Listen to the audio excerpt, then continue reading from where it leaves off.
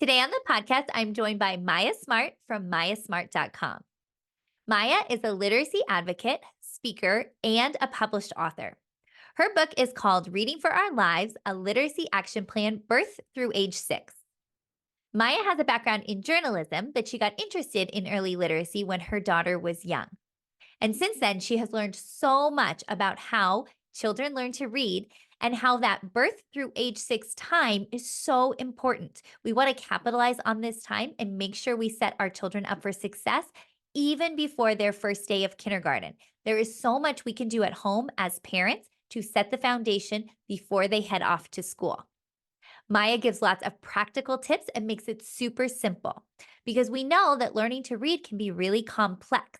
But what we as parents do at home, it doesn't need to be complex. It can be super simple, done with consistency over time, and it is going to make a difference, not only when our kids go to school, but also beyond. All of their lives, it's going to make a difference.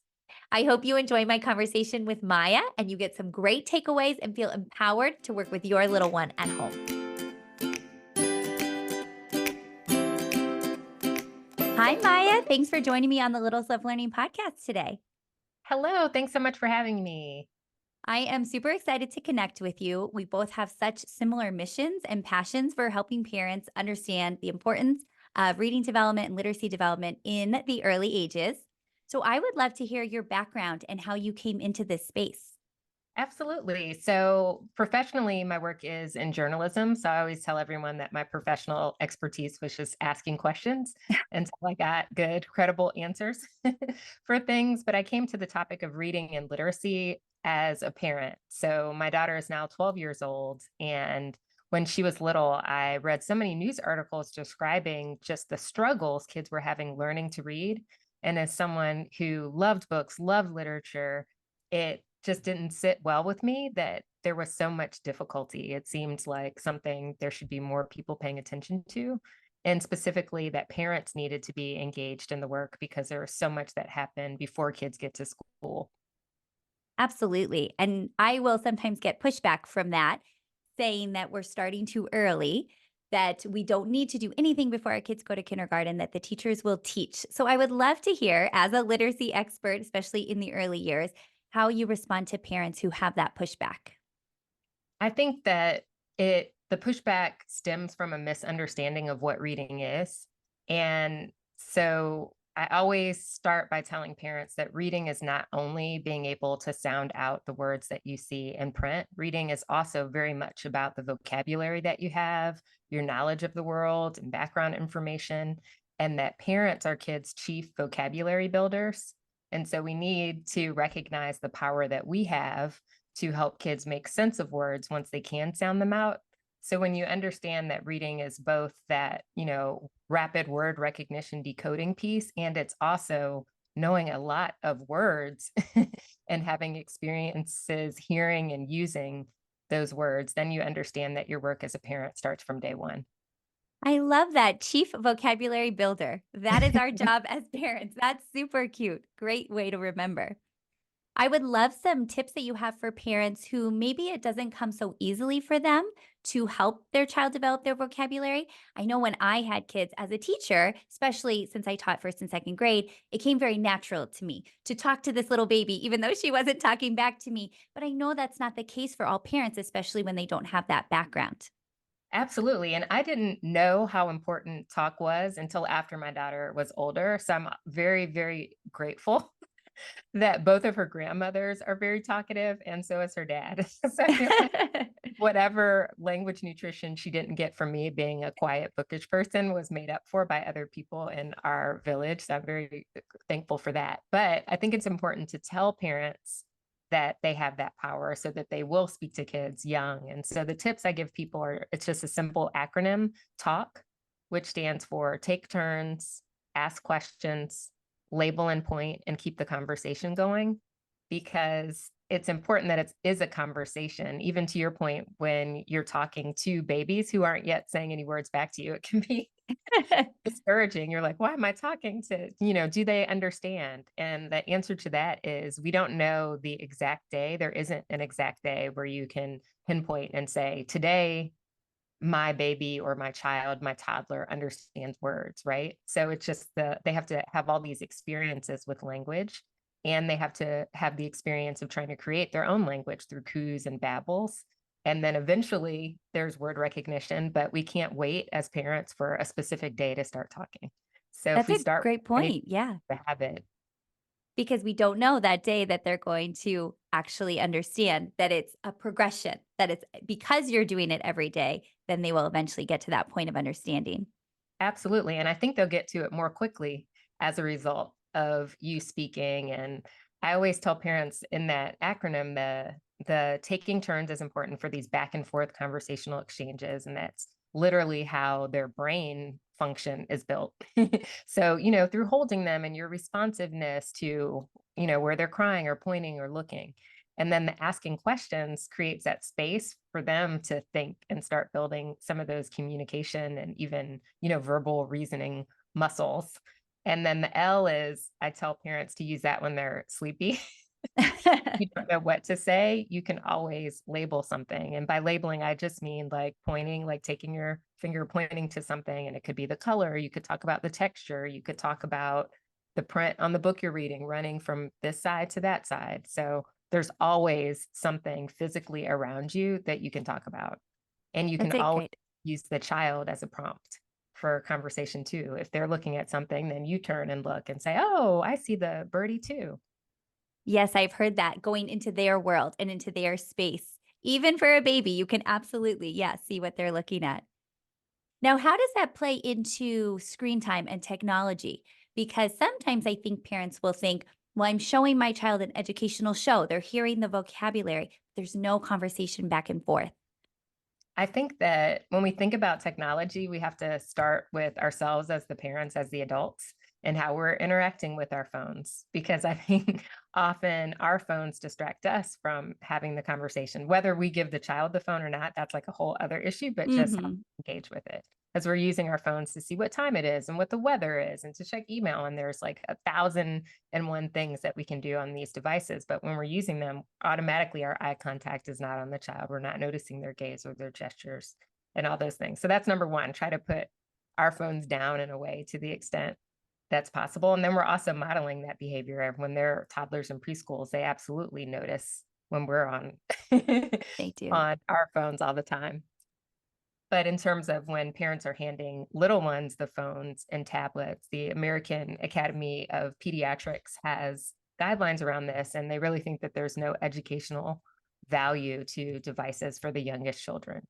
So your toddlers aren't getting anything out of it, and they are learning to navigate and swipe and tap, and they're learning to be distracted. They're learning to be overstimulated. They're learning to be sleep deprived. So to the extent that's possible, you want to keep the devices out of the hands of the little ones because they can get so much pleasure and enjoyment out of just old fashioned toys and stuffed animals and simpler things. They're still learning so much. That is so true. And yes, that one-sided conversation is not the same as that back and forth and that eye contact with you and your child. And I was thinking back to when my son was a little baby and toddler, and I have an older daughter. So at dinner every night, we would go through our day and we always talk about the best part of our day and the worst part of our day and how we made a mistake and how we grew and how we were kind. All these questions we would ask. And we would always give him a turn. So we'd say, okay, buddy, what was the best part of your day? And he would just babble. And we were like, wow, what a great point. What was the not best part of your day? So we would pretend like we could understand what he was saying and involve him in that conversation, even though obviously he had no idea what we were saying or what he was saying. But just starting so young. And it was really much easier to do when I had an older daughter because I feel like little kids have no problem talking to babies and they don't feel awkward or uncomfortable the way an adult might. Right. They have that. They enjoy having that captive audience Yes, of yes, the they younger sibling. And then as kids get older, I do think that there's a place. I'm a big fan of audiobooks. So I me do too. think there is a place for listening. Sometimes as a parent, you have to cook dinner, you have to do laundry, you have to just go about daily life. And so you can't be constantly talking and making eye contact with your little one. But I think there are, as kids get older, they do get a lot out of stories and they're just a little less distracting. I think they're less disruptive to sleep because there isn't the visual. element, and I think they can concentrate a little more on the story and beginning to understand this narrative arc of the beginning and the middle and the end and the characters and all those things. And then again, just giving them more and more experiences with words that they wouldn't encounter in everyday life. Because sometimes parents are saying, be quiet, sit there, stay still. We're not saying, we're not talking about science and geography and Right? It's that directional language. It's that commanding language. Do this, do that. And I've also read that picture books, especially, have vocabulary that is so much more complex than even adults use in our conversations with each other. We don't even use these complex words. We usually all use the same types of words every day. So when you're pulling these picture books in an audiobook format is wonderful, or a podcast that's really engaging, that they're being exposed to that higher level of vocabulary as well. yes. And so many kids, as you know, struggle to learn to recognize words, struggle to decode. But then there are a lot of kids who continue to struggle even after they can sound out words or recognize printed words or, pronounce them. They don't have the background knowledge to know what those words mean and to make sense of the sentences and paragraphs and pages that they're encountering in more and more complex texts in school. And that the vocabulary, the background knowledge, just understanding of the world is really hard to teach. There's no cramming it. So that's why it's so important for parents to know to talk everything about your experience that you can speak about. It's important that you share that with kids because they're building these kind of webs of knowledge. So if you're talking about the rough day you had at work, explain what the work is, where it is, what tools you use, like what the dynamics are in your office at the water cooler or whatever, and the kid appropriate version, but just talk more than you think you need to. That's a great point and a great tip for parents. There is a four-part processing model for word recognition that we have learned about through the science of reading. And we have the orthographic, which is the way the word is spelled, and the phonological, the way it sounds. But then we have the meaning and the context processors. We need to activate those. And English is so interesting because we have such shades of meaning of our vocabulary words. The way it's used in a sentence, where it is in the sentence can totally change the meaning of that word. It's so rich. Our vocabulary can be so rich in English. So modeling that for our little ones, and like you said, modeling your day and talking about that, bringing in those words is so helpful. And even as they get older, if you start doing these things when they're little, you'll continue to do that. And the Mhm. vocabulary and ideas will just get more and more sophisticated. My daughter is now 12, so she's a sixth grader. And we saw a commercial recently for, I think it was Jersey Mike's sub. And they were doing a draft where the woman was like picking this sub or that sub. And she said, I'm going to go with my gut and, get the Italian sub or whatever it was. And then she said, and that's where this sandwich is going to go, right to my gut. And so my daughter, one, didn't think that was funny. She's like, what is she talking about?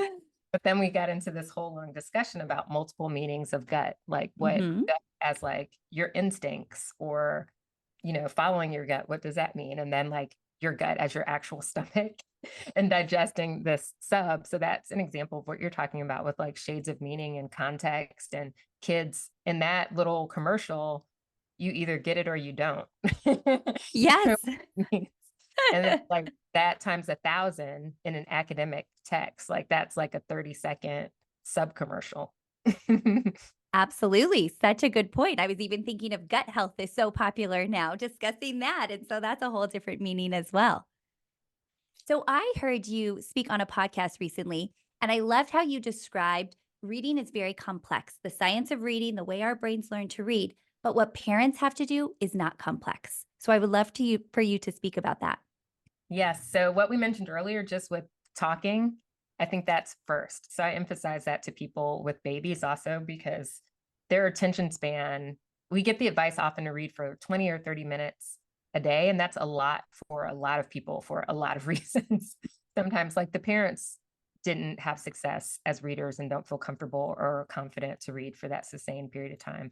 Sometimes the kids are wiggly or sleepy if you're doing it as a bedtime story. So there are all these factors. So I encourage parents to emphasize talk and to know how important that is long term, even though you're not seeing the immediate benefits when you're talking to a baby that's just babbling back. And then, so that's the first level of what to do. That's very simple and that any parent of any literacy level can do. And then I do encourage people to read daily. I see all these wonderful children's books that you have. It's a great collection that you have Thank um, you. behind you. So I do encourage parents to read, but even with that, I recommend starting with just 5 minutes, because what you're doing by consistently every day reading a 5 minute story, whether it's before bedtime or maybe it's when they first wake up, or maybe it's during a mealtime or whenever works for you, is you're building that habit of one, having books around, having something to read, an option. And then you're building the habit of, you can engage in conversation around the book. So you can close the book and still keep talking about the story and asking questions and all that. But you've put into place that habit. And as their attention span and interest grows, I think most families will find that if there's someone who can read longer stories, it will grow from 5 minutes to 20 minutes, 30 minutes, or whatever works for you. But I think a lot of people are intimidated by that recommendation of 30 minutes. So just start. Start small and get consistent. And then I think parents are capable of teaching a lot more than they think. Because again, you're not teaching your child the science of reading. You're teaching, you're trying to build their phonemic awareness. You're, doing nursery rhymes, or you're doing wordplay and pig Latin and all these things, or you're building even their attention to the lines of text in a book, because the studies show that kids are looking at the pictures. So while they may hear you read the story, they don't necessarily know, and most don't know in the beginning, that those little marks mean anything. So again, you can use your finger to point and start just making letters and words a topic of conversation. And I think all parents should feel really confident about their ability to talk, to read for 5 minutes, to talk about letters, and to begin to build some of this sound awareness that kids need. Yes, and I've heard you say before that whatever level of literacy you have, it is more than your child's, it is more than your baby. So feel confident that you can absolutely do this. That's one of my missions too, and one of my messages is that parents are more capable than I think they realize or give themselves credit for. And I think many parents default to the school. They think the school will take care of it. The school's got this. It's not my place. And what I would love is for this message that reading is not a school subject. Reading is not an academic subject, it's a life skill. And as parents, it's our job to prepare our kids for life. And that one of the ways we do that is by helping them with reading. Yes, you're absolutely correct. If you're waiting for schools to do all that's needed to help your child thrive as a reader, it's too late. Agreed. Absolutely. And we do see a shift in the schools now. We see a shift from what is known as balanced literacy to now the science of reading, more of that explicit systematic instruction in phonics, although it's not in all schools yet. And it's not, the access is not the same.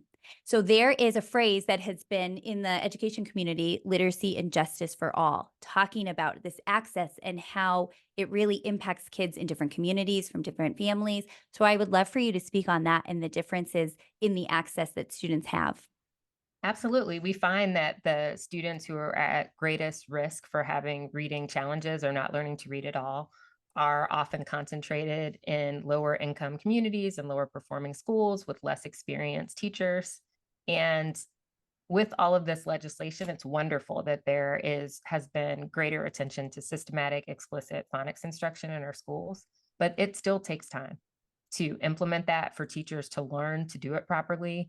And then teachers are also going to be met with kids who have such a wide array of skills in that classroom that it's really hard to attend to and support everyone to the level that would be needed to get kids on grade level. So in addition to that, in addition to training teachers in the first place, and then having ongoing professional development and coaching and all the things all the time, and good curriculum, some schools still don't have that. I mean, there are so many pieces to that puzzle that it will take years to implement what we're hearing about now. So if a kid is 5, it might be 10 before they might be 10 before the teacher that they had in kindergarten is really is really up and running and doing this well. So that's why it's important for parents to do their part and to understand what other resources there are to try to get kids tutoring.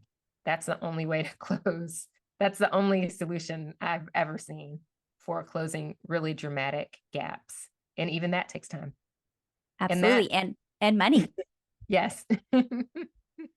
Some of those tutors, especially the ones trained in approaches like Orton Gillingham, they do cost a lot of money because those teachers have been through so much training and professional development, and it's not always accessible to everyone. And I love your message for the parents to take back some of that control and power and not feel that it's in the hands of just the schools. Again, we don't know what's going on in all schools with all teachers. So let's do what we can. Let's do our part. And then I love advocates like you who are advocating for change on a systemic level. And then the other piece to access and equity is starting earlier. So again, there's so much focus on the school years, but we need focus also on early childhood education. And what do our preschool teachers understand about what kids need to be ready to take advantage of grade level instruction in kindergarten? One of the things that surprised me when I was working on my book, which is called Reading for Our Lives, Literacy Action Plan from Birth to Six, is that what was expected of my daughter in kindergarten was closer to things that weren't expected of me until first grade. Like just over that span of time and that 30 years, like we raised the bar for kids' performance without doing anything to better support parents or early childhood educators. Early childhood educators often are even more poorly trained than a lot of classroom teachers and underpaid. Absolutely. Absolutely. Yes. And the expectations we have of them without giving them any training or any extra money is absolutely unfair. So Yes, it's you had a great quote that I read in your article that was published on Time Magazine's website.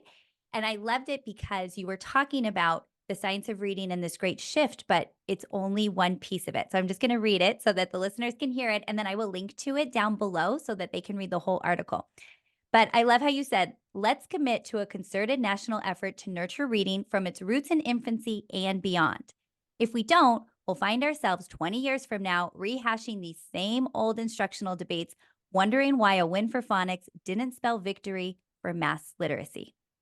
And I love that because there are a lot of teachers saying this shift to the science of reading is just a pendulum swing, will swing back. I've seen so many changes over the years, and there have been changes over the years, and we haven't seen significant improvements in literacy. And I think you really pinpoint the reason. There's so many great curriculums, there are great trainings. It's not just about that. We have to get the great curriculum, but we have to start younger, and we're not. Our country is not doing that. And then as you read that, thanks for reading that back to me because I hadn't thought about it in a while. But one word that jumped out at me also was the and beyond, because we also have to think beyond third grade, which is where a lot of these programs and funding and training stops. Literacy is for life. So we should be thinking about what does reading instruction look like in middle school? What does it look like in high school? Because often in high school, it is just trying to help kids understand the subject matter material. And so they're finding alternative ways to give them that information. So at least they leave high school with the knowledge about, the Civil War or whatever it is that they're studying. But I talked to some literacy specialists in high schools who are subject focused, and the subject wasn't reading. It just it blew my mind until I had that conversation, because I thought a literacy specialist or reading specialist in high school would be teaching kids to read, like the ones who had failed to learn for 12 years, but they weren't. They were finding audiobooks to teach the material, or they were finding a graphic novel version to cover the historical event, or all these sort of alternatives. And I see the value. You want kids to be learning things, but it just seems like a horrible injustice to have a child in school for 13 years and they leave not being able to read. Like at some point, they should have been taught, or there should be like a diagnosis of what the challenge is. Because the numbers are too great of kids who aren't reading well. They're much greater than the numbers of kids who really have a learning disability or challenge that's so severe that they could not learn to read. Right? They're not getting the instruction that they need. And like you said, there is value in having those accommodations so they can learn that content, but there is not going to be an audio version of their lease when they go to sign a lease for an apartment or when they go to interview for a job and they have to fill out a job application. We need them to have skills for life, not just learning the content in high school, thinking beyond, like you said. But I do think that it all starts early, and I think it's hard for people to really understand that. It's hard for people to see how it would be possible to bring early literacy to scale. Because in schools, it's sort of like people can wrap their minds around all these children in these rows and these desks in these classrooms with a teacher at the front. Whereas like the earlier work that needs to be done, a lot of that is going to have to happen in individual homes. And it's like, how do you get the information to parents at scale? I think healthcare providers play a big role in that because most people are taking their kids to those checkups, the well child visits at, 2 months and 6 months and 1 year, 2 years, all the intervals. And so if doctors can kind of emphasize to parents some of the things that we can do and help connect people to the library or other resources. But I want people also to realize this isn't just about books. So there are a lot of book donation programs and talk of like the kinds of books to get in front of kids, and that's important. But again, it's not the book, it's the reading. You could pile up your house with books and still not get what we want because you need that adult interacting with the child around the text to get the full power of it. That's a great idea.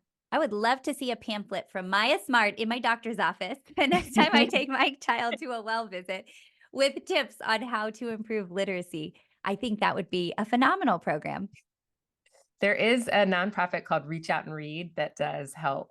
It's kind of like a parent support program, but through those doctors. And also there's a book donation component, but it's not the book that's most magical. It's Yeah. fostering that parent-child relationship and talk related to it. And I found, at least in my work, because most of my listeners are preschool parents or kindergarten parents, that when there's not a problem, they don't look for a solution yet. So same with parents of toddlers, they're not realizing that what they're doing now is going to impact and could be a problem in first or second grade. And then I don't want to say it's too late because we can always do intervention, but then it's, oh man, I wish I would have known this. I wish I would have started younger. And so you and I are out here saying, yes, let's start younger. But those parents are not always hearing it because it's not quite a problem yet. So I do appreciate the work you're doing to try to spread this awareness before there ever is a problem. Right. I think it's parents, we just don't have any insights into how things connect. So even just this idea of how language is so important for literacy. If we think about it, it makes perfect sense, but we aren't thinking about it in that way in terms of what we're doing with kids. So that's why I'm always like start with the talk and then the books and then the this, and then that. But you have to sort of outline for people. There is a study, for example, longitudinal study where they showed that kids who had the most back and forth conversational exchanges from 18 to 24 months had much better expressive vocabulary, higher IQs, bigger vocabularies, all the things as middle schoolers. And so some people hear that and it's stressful and anxiety producing because they're like, oh, did I miss my window to set my child up for success? Because I don't know how many conversational turns we had at 18 and 24 months. To your point, no, you can always do more. You can always build from wherever you are. It's not like there's a race. We just think that because of the way schools are structured, that you like have to get to this point by this, year or grade. And we do want people to learn these skills earlier. But the point is just that these things are connected, that the words that you express, the conversations you have, the experiences you have, the things you know about when you're itty bitty, it accumulates. So then when you're middle school and high school, it has an impact. Absolutely. I actually just spoke to a speech language pathologist who also teaches reading. And she is encouraging other speech language pathologists to include reading in their therapy sessions because it's so connected. Our speech, the way we produce the sounds, our language, our oral language, and then learning how to read. And I love that instead of separating it. Language and literacy should be together instead of Yes. separated, just to your point. Absolutely. There are just so many studies. That was just one example, but there are so many ways we can see a direct connection between what we're doing. Some of it is parent behavior, right? If you start talking to your child in an interactive way early on and reading books and introducing them to all that vocabulary, those things just continue. You have those habits in place. And so you're more likely to do more of it. But there is also that point where kids read well enough that then they can learn more words through what they read as opposed to the words that they've heard from you and can then recognize in print. So then kids can go off on their own learning journey just from the print itself. Yes, I think I've heard that called the Matthew effect, where good readers who are reading all the time are building their vocabulary more because they're reading all the time. So they're getting better and better. In fact, my daughter, I will hear her use a word in a conversation and she'll have pronounced it wrong because she learned it in a book and she didn't hear it spoken, but she learned the word just by reading it. And so then I'm like, oh, now I understand she's pronouncing it maybe phonetically, maybe the way it looks like it should be pronounced, but it's actually pronounced in a different way. But yes, then they can go on their own journey without us being the gatekeepers of all this information. They can learn it on their own. And I have that same experience even as an adult where I'll hear a word in an audiobook and I think, "Oh, that's how you pronounce it." Yes, me too. Like I always pronounced in my head, continuum was how I pronounce it, and then I heard an audiobook, "Oh, it's continuum." Continuum, yes. Yes, our the sounds and the way it's written all go together. Well, as we wrap up, I would love for you to speak more about your book, Reading for Our Lives, and who the target audience would be for this book. I will definitely link it down below. Absolutely. So this book was really written for parents and it's sharing all the things that I wish I had known when my daughter was younger about how you could have an impact. I think I mentioned earlier that parents are the chief vocabulary builders. I also think that we're the choice architects. Like we set up our homes in ways that encourage or discourage reading. Or we talked about devices earlier that encourage or discourage screen time. So we play all these different roles for our kids. And so other important roles that are touched on in the book are connectors. We can connect our kids to resources in the community, whether that's librarians or pediatricians or book clubs or the Children's Museum, not thinking that this is something we're solely responsible for, but that part of our work, in addition to talking and reading to kids, is connecting them to kind of a community of literacy and literature, and then also advocacy. So being the person who's informed enough or knowledgeable enough to advocate for what your child needs in the classroom and elsewhere, but also what all children need, because we know that reading is a critical life skill, as you said, but we all follow generally the same path to get there. There are certain Mhm. foundational things we all need to learn. And so if we learn what our child needs, we have great insight into what every child needs, and we can be the voice that pushes for those things. What a great message to end with. I absolutely love that. And we aren't on an island. We don't have to do this by ourselves as parents. We can reach out, like you said, to those community resources. We can do this together. Absolutely. Thank you so much for having me on today. This has been amazing. Now, before you go, I have one more question I ask all of my guests. Since this is called the Littles Love Learning podcast, I would love to know what you love most about working with littles. Ooh, their joy in learning and how effortless it is. They are gathering so much if we pay attention and we can Yeah. kind of get like secondhand curiosity and amazement. Yes. It really does remind you to stop and smell the roses when you're with those little ones because they really are just curious about everything. They are. Oh, Maya, this has been so much fun. Where can listeners connect with you online? They can find me at mayasmart.com. I publish a newsletter each week that has book recommendations and family literacy activities. And then on Instagram at Maya Smarty with a Y. Maya Smart was taken. I will make sure to link all of those down below. Thank you for your time, Maya. Thank you.